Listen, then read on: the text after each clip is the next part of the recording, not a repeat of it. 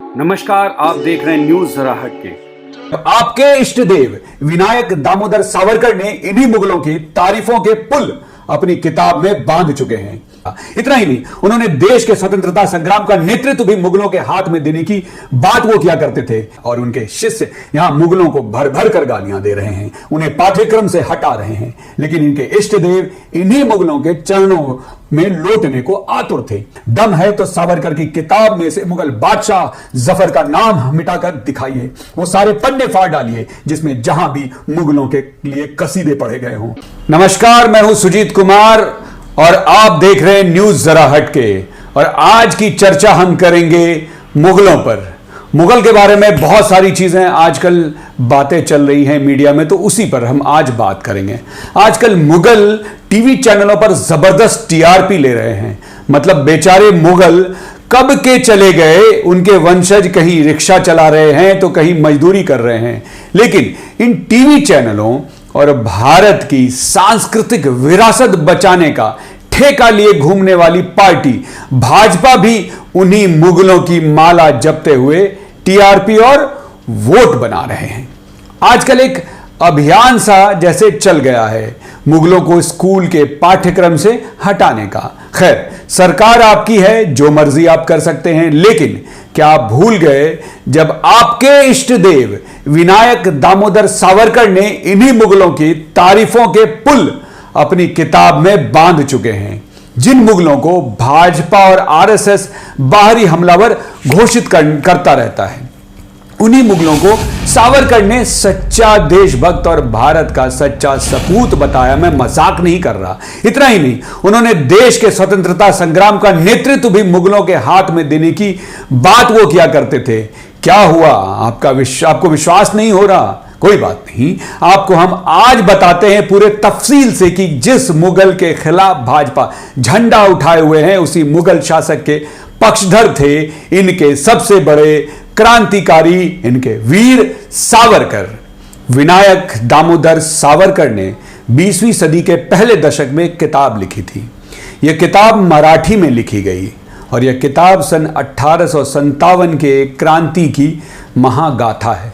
शीर्षक है सत्तानवचे स्वतंत्र समर। सन 1909 में इसका पहला गुप्त संस्करण छपा, क्योंकि अंग्रेज सरकार ने इस पर प्रतिबंध लगा दिया था। यह किताब उस वक्त लिखी गई थी जब सावरकर इंग्लैंड में रहते थे।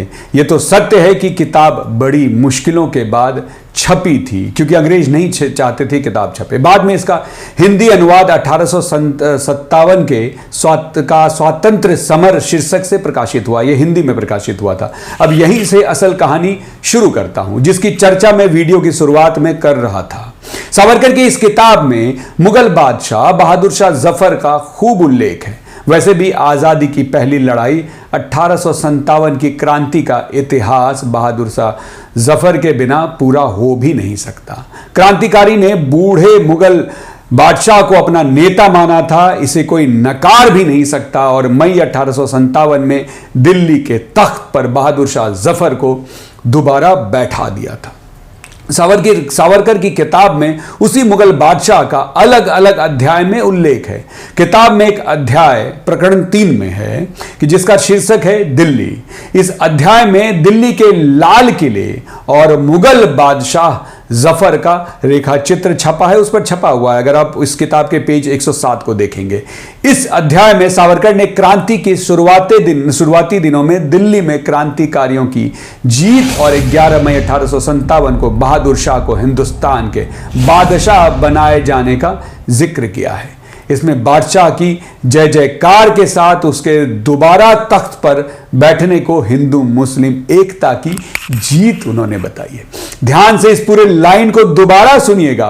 11 मई 1857 को बहादुर शाह को हिंदुस्तान के बादशाह बनाए जाने का उन्होंने जिक्र किया है अपनी किताब में। इसमें बादशाह की जय जयकार के साथ उसके दोबारा तख्त पर बैठने को हिंदू मुस्लिम एकता की जीत बताया है। अब आप ही बताइए कि जिन मुगलों का विरोध इनकी पार्टी कर रही है, आरएसएस इन्हें बाहरी आक्रमणकारी बताती है, उसी मुगल के लिए इनके सबसे बड़े और इकलौते क्रांतिकारी सावरकर इनकी जय जयकार कर रहे हैं इन मुगलों की। ये क्या कंफ्यूजन है? खैर, अब आगे चलते हैं। और मैं जो कह रहा हूं उसमें कुछ भी मनगढ़ंत नहीं है, क्योंकि इन सभी बातों के साक्ष्य सबूत सावरकर द्वारा लिखी गई किताब 1857 का स्वातंत्र्य समर में वर्णित है। इसी किताब में एक और अध्याय है, दिल्ली लड़ती है, पेज 235 पलट कर देख लीजिएगा। इसमें भी स्वतंत्रता समर का नेतृत्व बहादुर शाह को सौंपने की हिमायत की गई है सावरकर द्वारा। जी हां, अपने कानों से आपने बिल्कुल सही सुना कि हिंदू राज स्थापित करने का प्रण लेने वाले विनायक दामोदर सावरकर ने एक मुगल को राजगद्दी देने की बात कही थी, है ना कमाल। और उनके शिष्य यहां मुगलों को भर भर कर गालियां दे रहे हैं, उन्हें पाठ्यक्रम से हटा रहे हैं, लेकिन इनके इष्ट देव इन्हीं मुगलों के चरणों में लौटने को आतुर थे। इसलिए अब इस किताब में थोड़ा और आगे चलते हैं, और भी चीजें आपको इस किताब की बताते हैं। दिल्ली हारी शीर्षक वाले अध्याय में सावरकर ने अंग्रेजों के हाथों हुए कत्ले आम का उल्लेख किया है। बहादुर शाह के साथ गद्दारी करने वाले इलाही बख्श और मुंशी रजब अली को सावरकर ने दगाबाज कुत्ते तक लिखा है। इन दोनों ने ही बहादुर शाह की गिरफ्तारी के बाद कैप्टन हडसन को बताया था कि मुगल शहजादे हुमायूं के मकबरे में छिपे हैं। हडसन ने क्रूरता से इन शहजादों को मार डाला। मतलब यहां सावरकर ने अपनी किताब में जिक्र किया है कि किस तरह मुगल खानदान का अंतिम वारिस उनके शहजादों ने भी देश के लिए अपनी कुर्बानी दी। यहां सावरकर अपनी किताबों में मुगलों के द्वारा स्वतंत्रता संग्राम में किए गए अविस्मरणीय तथ्यों को जीवंत उन्होंने किया था, जो यह साबित कर रहा था कि मुगल आए तो बाहर से थे, लेकिन उन्होंने हिंदुस्तान को अपना लिया और उनके वंशज इस देश को अपनी मातृभूमि मानते हुए अंग्रेजों के खिलाफ महासंग्राम में अपना सर्वस्व न्योछावर कर दिया, जिसका सबूत सावरकर खुद अपनी किताब में दे चुके हैं। अगर मुगल इसे अपना देश नहीं मानते तो 1857 के स्वतंत्रता संग्राम में देश के सेनानियों के साथ देश को अंग्रेजों से आजाद कराने वाले महासमर में कभी नहीं कूदते, अपने शहजादों को मौत के घाट कभी नहीं उतरवाते, बल्कि सिंधिया परिवार की तरह अंग्रेजों की गुप्तचरी करते हुए हमारे क्रांतिकारियों को मौत के घाट उतरवाते रहते, जैसे सिंधिया कर रहे थे।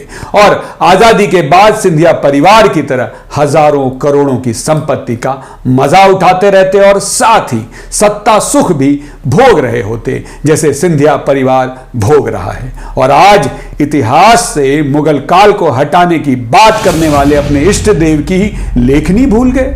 अगर मुगलों के इतिहास को हटाने का इतना ही शौक है तो इन सबों को चुनौती है। दम है तो सावरकर की किताब में से मुगल बादशाह जफर का नाम मिटाकर दिखाइए, वो सारे पन्ने फाड़ डालिए जिसमें जहां भी मुगलों के लिए कसीदे पढ़े गए हों, जहां सावरकर ने मुगलों को राजगद्दी देने की हिमायत की है, जहां अंग्रेजों के खिलाफ संग्राम का नेतृत्व एक मुगल शासक को देने की सावरकर मांग करते हैं। और अगर हिम्मत है तो अपने इष्ट देव सावरकर की किताब से इन सभी अध्याय को हटाकर दिखाएं, इस किताब के उन पन्नों को फाड़ कर दिखाएं। तो यह थी असलियत, जो कि राजनीति में पर्दे के पीछे और पर्दे के बाहर का क्या है वो मैं आपको दिखाने की कोशिश कर रहा हूं। जिस विनायक दामोदर सावरकर को हिंदू का इतना बड़ा प्रणेता बनाने की कोशिश कर रही है भाजपा, उनके बारे में मैं आपको वही बता रहा था कि आज़ादी के वक्त वो किस तरह मुगलों के बारे में बोलते थे, मुगल के जो अंतिम बादशाह जफर के लिए कसीदे पढ़ते थे, लेकिन अब अंततः जो अभी भाजपा आई है वो मुगलों के बारे में क्या राय रखती है। तो ये था आज का हमारा वीडियो। उम्मीद करता हूं ये जानकारी आप तक जो पहुंची है वो अनोखी जानकारी होगी। इस किताब के बारे में आपको पता नहीं होगा। आप इस किताब को गूगल पर ये उपलब्ध है, आप PDF डाउनलोड करके पढ़ सकते हैं। अगर मेरी इस बात पर, मेरे इस वीडियो पर जरा सा भी आपको शक हो रहा हो तो प्लीज आप जाइए गूगल पर, उसे PDF डाउनलोड कीजिए। और मार्केट में भी किताब उपलब्ध है, अब आप ले जाकर पढ़ सकते हैं। और अगर आपको लगता है कि सच में यह अनोखी जानकारी आप तक पहुंची है तो प्लीज हमारे इस वीडियो को लाइक कीजिए। और हां, अगर आपको लगता है यह सच में अनोखी है तो अपने दोस्तों के साथ इसे शेयर कीजिए। साथ ही वो मेरे मित्र, वो दर्शक जो अभी इस वीडियो के साथ जुड़े हैं और अभी तक हमें सब्सक्राइब हमारे इस चैनल को नहीं किया है तो प्लीज इस चैनल को सब्सक्राइब कीजिए और साथ ही इस जानकारी को दोस्तों के साथ शेयर कीजिए। मिलते हैं अगले वीडियो में, तब तक के लिए आज्ञा दीजिए। नमस्कार।